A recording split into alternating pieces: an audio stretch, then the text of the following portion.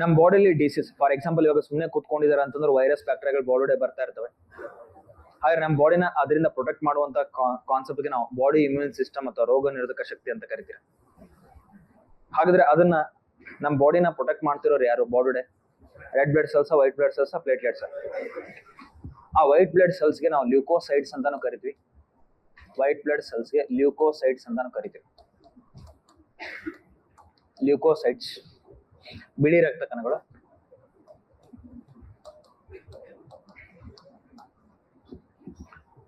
ಇವುಗಳಲ್ಲಿ ನ್ಯೂಕ್ಲಿಯಸ್ ಇರುತ್ತಾ ಇರಲ್ವಾ? ಇರುತ್ತೆ. ಇವುಗಳ ಒಳಗಡೆ ನ್ಯೂಕ್ಲಿಯಸ್ ಇರ್ತದೆ. ಅಂಡ್ ಆ ಲ್ಯೂಕೋಸೈಡ್ಸ್ ಅಲ್ಲಿ ಒಂದಿಷ್ಟು 2 ಟೈಪ್ಸ್ ಇದಾವೆ. ನಮ್ಮ ಬಾಡಿಲಿ ಅಂತ WBC ಗಳಲ್ಲಿ 2 ಟೈಪ್ಸ್ ಬರ್ತವೆ.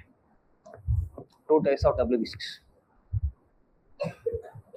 ನೀವು ಒಂದಿಷ್ಟು WBC ಗಳನ್ನ ತೆಗೆದ್ಬಿಟ್ಟು ಮೈಕ್ರೋಸ್ಕೋಪ್ ಅಲ್ಲಿ ನೋಡಿದಾಗ ಅವುಗಳ ಬಾಡಿ ಮೇಲೆ ನಮಗೇನು ಸಿಗುತ್ತೆ? ಈ ತರ ಹರಳುಗಳು ಸಿಗ್ತವೆ.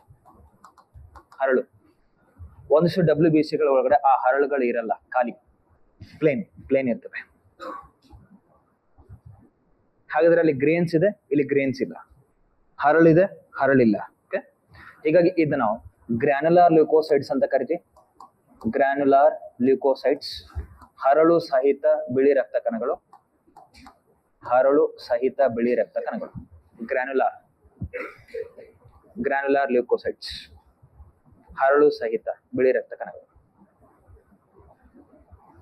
Next agranular ಲ್ಯೂಕೋಸೈಡ್ಸ್.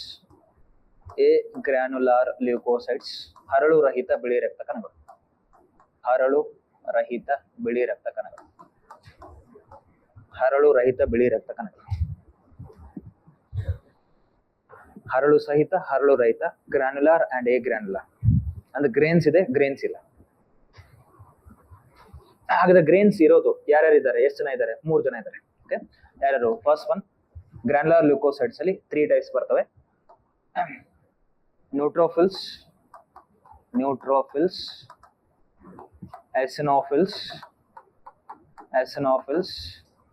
And basophils. Neutrophils, eosinophils and basophils 3 ತರ ಬರ್ತವೆ. ಎ ಗ್ರ್ಯಾನ್ಯುಲಾರ್ ಅಂದ್ರೆ ಗ್ರೇನ್ಸ್ ಇಲ್ದೇ ಇರೋರು 2 ಇದ್ದಾರೆ. First one ಮೊನೋಸೈಟ್ಸ್.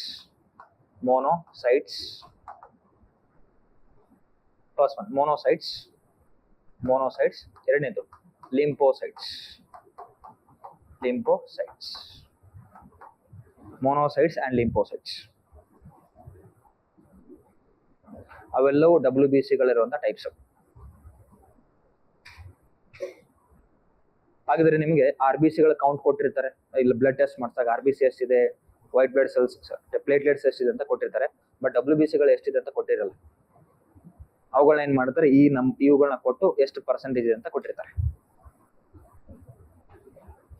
ಹಾಗಾದ್ರೆ ಇಷ್ಟರಲ್ಲೂ ಟೋಟಲ್ ಆಗಿ 5 ಜನ ಇದ್ದಾರೆ. 5 ಅದ್ರಲ್ಲಿ 3ಗೆ ಗ್ರೇನ್ಸ್ ಇದೆ, ಇನ್ನಿಬ್ಬರಿಗೆ ಗ್ರೇನ್ಸ್ ಇಲ್ಲ. ನೋಡ್ಲಿಕ್ಕೆ ಮೇಲ್ಗಡೆಯಿಂದ ನೋಡ್ಲಿಕ್ಕೆ microscope.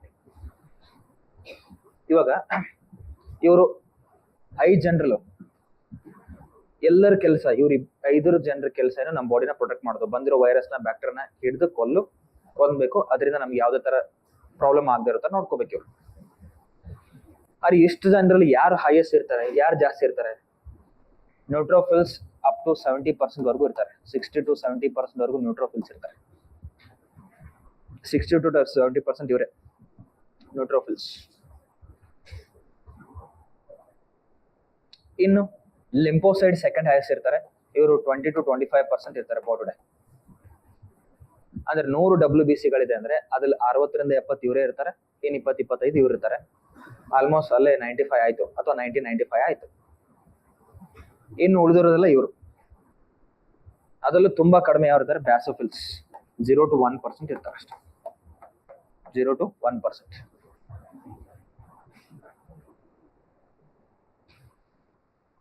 Highest neutrophils, lowest basophils. ಹಾಗಾದ್ರೆ ಇವರೆಲ್ಲ ಸೇರ್ಕೊಂಡು ನಮ್ಮ ಬಾಡಿನ ಹೆಂಗ್ ಪ್ರೊಟೆಕ್ಟ್ ಮಾಡ್ತಾರೆ ನೋಡಿ, ಅಬ್ಸರ್ವ್ ಮಾಡಿ, ನೋಡ್ಕೊಳ್ಳಿ. ಇವಾಗ ಈ ಬ್ಲಡ್ ಒಡೆ WBC ಗಳಿದೆ. ಈ WBC ಗಳಲ್ಲಿ ಯಾರು ಇದ್ದಾರೆ ನೋಡ್ಕೊಳ್ಳಿ. ಒಬ್ರು ನ್ಯೂಟ್ರೋಫಿಲ್ಸ್ ಇದಾರ. Okay, next one eosinophils, next one basophils, monocytes, ಆಮೇಲೆ ಲಿಂಪೋಸೈಟ್ಸ್. ಇಷ್ಟಿದೆನಾ ಇದಾರೆ. ಇವಾಗ ಯಾರಾದ್ರೂ ಫಾರಿನ್ ಬಾಡಿ ಬಂದ್ರೆ, ಫಾರಿನ್ ಬಾಡಿ ಅವ್ರ ವೈರಸ್ ಇರ್ಲಿ ಬ್ಯಾಕ್ಟೀರಿಯಾ ಇರ್ಲಿ ಯಾರೇ ಇರ್ಲಿ, ಯಾರಾದ್ರೂ ಫಾರಿನ್ ಬಾಡಿ ಬಂದ್ರು ಅಂದ್ರೆ ಅವ್ರನ್ನ ಕೊಲ್ಲೋದು ಇವುಗಳ ಕೆಲಸ. ಹೀಗಾಗಿ ಇವರಿಷ್ಟಲ್ಲೂ ಫಸ್ಟ್ ಓಡೋಗಿ ಅವ್ರನ್ನ ಇನ್ವೆಸ್ಟಿಗೇಷನ್ ಯಾರು ಮಾಡ್ತಾರೆ? ನ್ಯೂಟ್ರೋಫಿಲ್ಸ್. ಅವ್ರು ಬಂದ ತಕ್ಷಣ, ಪ್ಲಾಸ್ಮಾದಲ್ಲಿ ಬಂದ ತಕ್ಷಣ ನ್ಯೂಟ್ರೋಫಿಲ್ಸ್ ಅವ್ರ ಹತ್ರ ಹೋಗ್ತಾರೆ. ನ್ಯೂಟ್ರೋಫಿಲ್ಸ್ ಅವ್ರನ್ನ ಸುತ್ತವರೆದು ಅವ್ರನ್ನ ಕೇಳುತ್ತೆ, ನೀನ್ ಯಾರು, ಎಲ್ಲಿಂದ ಬಂದೆ, ಯಾವ ಕಂಟ್ರಿಯಿಂದ ಬಂದೆ, ಬ್ಯಾಗಲ್ಲಿ ಏನ್ ತಂದಿದ್ದೀರಾ, ಎಷ್ಟು ದಿನ ಇರ್ತೀರಾ, ವಾಪಸ್ ಯಾವಾಗ ಹೋಗ್ತೀರಾ, ಅದೆಲ್ಲ ಇನ್ವೆಸ್ಟಿಗೇಷನ್ ಮಾಡುತ್ತೆ. ಹಾಗಾದ್ರೆ ಇನ್ವೆಸ್ಟಿಗೇಷನ್ ಮಾಡಿದಾಗ ಬಾಡಿ ಒಳಗಡೆ ಇದ್ದವರೇ ವಾಪಸ್ ಬಂದಿದ್ದಾರೆ ಅಂತ ಗೊತ್ತಾದ್ರೆ, ನಮ್ಮವರೇ ವಾಪಸ್ ಬಂದಿದ್ದಾರೆ ಅಂತ ಗೊತ್ತಾದ್ರೆ ಅದನ್ನ ಹಿಂದೆ ಇರೋರಿಗೆ ಸಿಗ್ನಲ್ ಕೊಡ್ಬೇಕು ಇವರು. ಓಕೆ, ಯಾಕೆ ಆಲ್ರೆಡಿ ಅವ್ರು ರೆಡಿಯಾಗಿ ನಿಂತಿರ್ತಾರೆ, ಮೊದ್ಲೇ ಅರ್ಜೆಂಟ್ ಅಲ್ಲಿ ಇರ್ತಾರೆ ಈಗ. ಓಕೆ, ಹೀಗಾಗಿ ಇವ್ರಿಗೆ ಸಿಗ್ನಲ್ ಕೊಟ್ರೆ ಇವ್ರು ನಮ್ಮವರೇ ಏನೂ ಮಾಡಬೇಡಿ ಅಂತ ಹೇಳಿದಾಗ ಅವ್ರು ಏನೂ ಮಾಡಲ್ಲ, ಬಿಟ್ಬಿಡ್ತಾರೆ. ಒಂದ್ ವೇಳೆ ಫಾರಿನ್ ಬಾಡಿ ಅಂದ್ರೆ ನಮ್ಮ ಬಾಡಿ ಮೊದ್ಲು ಇರಲಿಲ್ಲ, ಹೊಸದಾಗಿ ಬಂದಿದ್ದಾರೆ, ಎಕ್ಸಾಂಪಲ್ ಕೊರೋನಾ ವೈರಸ್ ಹೊಸದಾಗಿ ಬಂದಿದೆ, ಹಾಗೆ ಇದನ್ನೆಲ್ಲ ಇನ್ವೆಸ್ಟಿಗೇಷನ್ ಮಾಡಿ ಹೊಸದಾಗಿ ಹೊರಗಡೆಯಿಂದ ಬಂದಿದ್ದಾರೆ ಫಾರಿನ್ ಬಾಡಿ ಅಂತ ಗೊತ್ತಾಗಿ ಇವ್ರಿಗೆ ಸಿಗ್ನಲ್ ಕೊಟ್ಟ ತಕ್ಷಣ ಅವರು ವೆಪನ್ಸ್ ಅನ್ನ ತಗೊಂಡು ಓಡ್ ಬಂದ್ಬಿಡ್ತಾರೆ, ಆ ಸೈಟಿಗೆ ಓಡ್ ಬಂದ್ಬಿಡ್ತಾರೆ. ಅರ್ಥ ಆಯ್ತಾ? ಹಾಗಾದ್ರೆ ಹೇಳಿ, ಬಾಡಿ ಫಾರಿನ್ ಬಾಡಿ ಬಂದ ತಕ್ಷಣ ಫಸ್ಟ್ ಇನ್ವೆಸ್ಟಿಗೇಷನ್ ಮಾಡ್ತಿರೋರು ಯಾರು? ನ್ಯೂಟ್ರೋಫಿಲ್ಸ್. ಹಾಗೆ ರಿಯಲ್ ಲೈಫ್ ಅಲ್ಲಿ ಇನ್ವೆಸ್ಟಿಗೇಷನ್ ಮಾಡೋರು ಯಾರು? ಟೀಚರ್ಸಾ, ಪೊಲೀಸಾ, ಯಾರು? ಪೊಲೀಸ್. ಇನ್ವೆಸ್ಟಿಗೇಷನ್ ಮಾಡೋರು ಪೊಲೀಸ್ ಅಲ್ಲ. ಹಾಗಾಗಿ ಇಲ್ಲಿ ನಮ್ಮ ಬಾಡಿ ಇನ್ವೆಸ್ಟಿಗೇಷನ್ ಮಾಡ್ತಿರೋರು ಯಾರು? ಅದಕ್ಕೋಸ್ಕರ ಇವ್ರನ್ನ ನಾವು ಬಾಡಿ ಪೊಲೀಸಿಂಗ್ ಸಿಸ್ಟಮ್ ಅಂತ ಕರಿತೇವೆ. ಬಾಡಿ ಪೊಲೀಸ್, ನಮ್ಮ ದೇಹದಲ್ಲಿರುವಂತಹ police, the policing system of our body, policing system of our body. So ದೇಹದಲ್ಲಿರುವಂತಹ ಪೊಲೀಸ್ ಅಂತ ಯಾರನ್ನ ಕರೀತಾರೆ? ನ್ಯೂಟ್ರೋಫಿಲ್ಸ್ ಗಳನ್ನ ಕರೀತಾರೆ. ಪ್ರಿವಿಯಸ್ ಇಯರ್ PSI ಕ್ವಶನ್ ಇದು. Okay, next. ಓಕೆ, ಇವರು ಇನ್ವೆಸ್ಟಿಗೇಷನ್ ಮಾಡಿದ್ರೆ, ಇನ್ವೆಸ್ಟಿಗೇಷನ್ ಇವರು ನಮ್ಮ ಬಾಡಿಯಲ್ಲಿ ಇವರು ಆಕ್ಚುಲಿ ಸ್ಟಾರ್ಟಿಂಗ್ ಅಲ್ಲೇ ಮಾಡ್ತಾರೆ, ಬಟ್ ರಿಯಲ್ ಲೈಫ್ ಅಲ್ಲಿ ಎಲ್ಲ ಮುಗಿದ್ಮೇಲೆ ಮಾಡ್ತಾರೆ. ಓಕೆ, ಬಟ್ ಇದು ಸ್ಟಾರ್ಟಿಂಗ್ ಅಲ್ಲೇ, ಇದು ಸ್ಟಾರ್ಟಿಂಗ್ ಅಲ್ಲೇ. ಇವಾಗ ಇನ್ವೆಸ್ಟಿಗೇಷನ್ ಮಾಡಿ ಆದ್ಮೇಲೆ ಫಾರಿನ್ ಬಾಡಿ ಅಂತ ಗೊತ್ತಾದ ತಕ್ಷಣ ಯಾರ್ಯಾರು ಆ ಸೈಟಿಗೆ ಓಡ್ ಬರ್ತಾರೆ ಕೊಲ್ಲಿಕ್ಕೆ? ನ್ಯೂಟ್ರೋಫಿಲ್ಸ್ ಆಲ್ರೆಡಿ ಬಂದಿದೆ, ಪರವಾಗಿಲ್ಲ. ಎಸ್ನೋಫಿಲ್ಸ್ ಬರುತ್ತೆ, ಬ್ಯಾಸೋಫಿಲ್ಸ್ ಬರುತ್ತೆ, ಅದಾದ್ಮೇಲೆ ಮೋನೋಸೈಟ್ಸ್ ಬರ್ತದೆ. ಹಾಗೆ ಯಾರು ಡೈರೆಕ್ಟ್ ಆಗಿ ತಾವೇ ಹೋರಾಡ್ತಾ ಇದ್ದಾರೆ? ಓಕೆ, ಒಂದು ಎಸ್ನೋಫಿಲ್ಸ್, ನ್ಯೂಟ್ರೋಫಿಲ್ಸ್, ಎಸ್ನೋಫಿಲ್ಸ್, ಬ್ಯಾಸೋಫಿಲ್ಸ್ ಅಂಡ್ ಮೋನೋಸೈಟ್ಸ್. ಯಾರು ಡೈರೆಕ್ಟ್ ಆಗಿ ಹೋರಾಡ್ತಿಲ್ಲ? ಲಿಂಫೋಸೈಟ್ಸ್. ಆ ಪ್ಲೇಸಿಗೆ ಹೋಗೋದೇ ಇಲ್ಲ. ಅವ್ರು ಬಂದಿದ್ದಾರೆ ಅಂತ ಗೊತ್ತಾದ ತಕ್ಷಣ ಇದು ಮನೇಲಿ ಮುಚ್ಕೊಂಡ್ಬಿಡುತ್ತೆ, ಹೆದರ್ತದೆ. ಹೀಗಾಗಿ ಲಿಂಫೋಸೈಟ್ಸ್ ಆ ಪ್ಲೇಸಿಗೆ ಹೋಗ್ಲಿಕ್ಕೆ ಆಗ್ತಿಲ್ಲ, ಅದಕ್ಕೋಸ್ಕರ ತನ್ನ ಪರವಾಗಿ ಬೇರೆಯವ್ರನ್ನ ಪ್ರೊಡ್ಯೂಸ್ ಮಾಡಿ ಕಳಿಸಿ, ಬೇರೆಯವ್ರನ್ನ ಪ್ರೊಡ್ಯೂಸ್ ಮಾಡುತ್ತೆ, ಅವ್ರು ಆ ಕಡೆ ಹೋಗ್ತಾರೆ. ಹಾಗೆ ಲಿಂಫೋಸೈಟ್ಸ್ ಮುಂದೆ ಡಿವೈಡ್ ಆಗಿ ಎರಡು ತರ ಲಿಂಫೋಸೈಟ್ಸ್ ಬರ್ತವೆ, T lymphocytes and B lymphocytes. ಲಿಂಫೋಸೈಟ್ಗಳಲ್ಲಿ ಎರಡು ವಿಧಗಳು, T lymphocytes and B lymphocytes.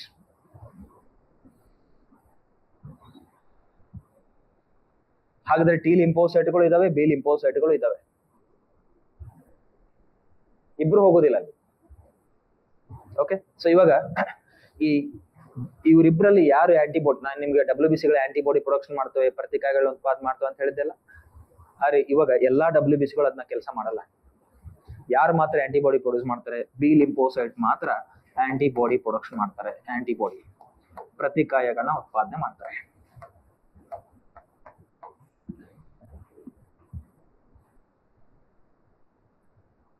ಅವರು ಮಾತ್ರ ನಮ್ಮ ಬಾಡಿಯಲ್ಲಿ ಪ್ರತಿಕಾಯಗಳನ್ನ, ಆಂಟಿಬಾಡಿನ ಪ್ರೊಡಕ್ಷನ್ ಮಾಡ್ತಾರೆ.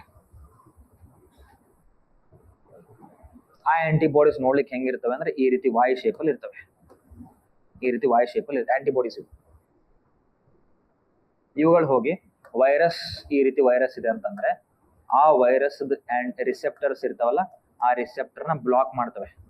ಇವ್ರು ಆಂಟಿಬಾಡೀಸ್ ಹೋಗಿ ಆ ವೈರಸ್ ಆಂಟಿಜನ್ ಇರ್ತದಲ್ಲ ಅಥವಾ ವೈರಸ್ ಬಾಡಿ ಮೇಲೆ ಇರ್ತದಲ್ಲ ಅದನ್ನ ಹೋಗಿ ಅಟ್ಯಾಚ್ಮೆಂಟ್ ಆಗಿ ಅದನ್ನ ಕೊಲ್ತಾ ಹೋಗ್ತದೆ. ಇದಕ್ಕೆ ಇದು ಅಟ್ಯಾಚ್ಮೆಂಟ್ ಆಗಿ ಅವನ್ನ ಕೊಲ್ತಾ ಹೋಗ್ತದೆ ಆಂಟಿಬಾಡೀಸ್. ಓಕೆ, ಹಾಗಾದ್ರೆ ಆಂಟಿಬಾಡಿನ ಪ್ರೊಡ್ಯೂಸ್ ಮಾಡಿದವರು ಯಾರು? B lymphocyte. ಹಾಗಾದ್ರೆ ಇವ್ರೇನು ಸುಮ್ಮನೆ ಕೂತ್ಕೋಬೇಕಾ? ಇಲ್ಲ, ಇವ್ರಿಗೆ ಅದನ್ನ ಪ್ರೊಡ್ಯೂಸ್ ಮಾಡ್ಲಿಕ್ಕೆ ಹೆಲ್ಪ್ ಮಾಡ್ತಾರೆ, ಸಹಾಯ ಮಾಡ್ತಾರೆ. ಟಿ ಲಿಂಫೋಸೈಟ್ ಬಿ ಲಿಂಫೋಸೈಟ್ಗೆ ಹೆಲ್ಪ್ ಮಾಡುತ್ತೆ. ಹೀಗಾಗಿ ಈ ಟಿ ಲಿಂಫೋಸೈಟ್ ನ ಏನಂತ ಕರಿತೀರಾ? ಹೆಲ್ಪರ್ ಸೆಲ್ ಅಂತ ಕರಿತೀರಾ. ಹೆಲ್ಪರ್ ಸೆಲ್ ಅಥವಾ ಸಹಾಯಕ ಜೀವಕೋಶ ಅಂತ ಕರಿತೀವಿ. ಸಹಾಯಕ ಜೀವಕೋಶ, ಹೆಲ್ಪರ್ ಸೆಲ್ ಹೆಲ್ಪ್ ಮಾಡುತ್ತೆ. Helper cell previous year question ಅದು. ಯಾವ ಸೆಲ್ ನಾವು ಹೆಲ್ಪರ್ ಸೆಲ್ ಅಂತ ಕರಿತೀವಿ? ಸಹಾಯಕ ಜೀವಕೋಶ, ಟಿ ಲಿಂಫೋಸೈಟ್ಸ್. ಟಿ ಲಿಂಫೋಸೈಟ್ಸ್ ಅರ್ಥ ಆಗಿದೆ? ಹೆಂಗ ಬಾಡಿ ಒಳಗೆ ವರ್ಕ್ ಆಗ್ತದೆ ಅರ್ಥ ಆಯ್ತಾ ಇಲ್ವಾ? ಓಕೆ. ಹಾಗಿದ್ರೆ ಇವರು ಡೈರೆಕ್ಟ್ ಆಗಿ ಏನು ಕೊಲ್ತಾರೆ ಅಂತ ಹೇಳಿದ್ನಲ್ಲ ನಾನು. ಯಾರ್ಯಾರು ಇವರೆಲ್ಲ? ಮೋನೋಸೈಡ್ಸ್, ನ್ಯೂಟ್ರೋಫಿಲ್ಸ್, ಎಸಿನೋಫಿಲ್ಸ್, ಇವರೆಲ್ಲ ಡೈರೆಕ್ಟ್ ಆಗಿ ಕೊಲ್ತಾರೆ. ಅದು ಹೆಂಗೆ ಅಂದ್ರೆ, ಇವಾಗ ಮೋನೋಸೈಡ್ಸ್ ಇದೆ. ಇದೊಂದು ಮೋನೋಸೈಡ್ ಅಂದ್ರೆ ಒಂದು ಸೆಲ್ ಅಲ್ವಾ? ಸೆಲ್ ಹೌದಾ ಇಲ್ವಾ? ಇವರು ವೈರಸ್ ಬಂದ ತಕ್ಷಣನೇ ಇದು ವೈರಸ್. ಇದು ಮೋನೋಸೈಡ್ಸ್, ಎಸಿನೋಫಿಲ್ಸ್ ಇವರೆಲ್ಲ ಇದಾರಲ್ಲ, ಅವರು ಆಂಟಿಬಾಡಿ ಪ್ರೊಡಕ್ಷನ್ ಮಾಡಿ ಕೊಲ್ಲಲ್ಲ. ಹೆಂಗ್ ಕೊಲ್ತಾರ ಅಂದ್ರೆ, ಆ ಬಂದಿರೋ ವೈರಸ್ ನ ಎನ್ಗಲ್ಫ್ ಮಾಡುತ್ತೆ, ಅಂದ್ರೆ ಒಳಗಡೆ ಎಳ್ಕೊಳ್ತವೆ. ಫಸ್ಟ್ ಮನೆ ಒಳಗಡೆ ಕರೆಸ್ತಾರೆ, ಒಳಗಡೆ ಎಳ್ಕೊಳ್ತದೆ. ಓಕೆ ಓಕೆ ಒಳಗಡೆ ಬಂದ್ರ ಓಕೆ ಒಳಗಡೆ ಬಂದಾದ್ಮೇಲೆ ಈ ಸೆಲ್ ಒಡೆ ವೈರಸ್ ಒಳಗಡೆ ಬಂತ.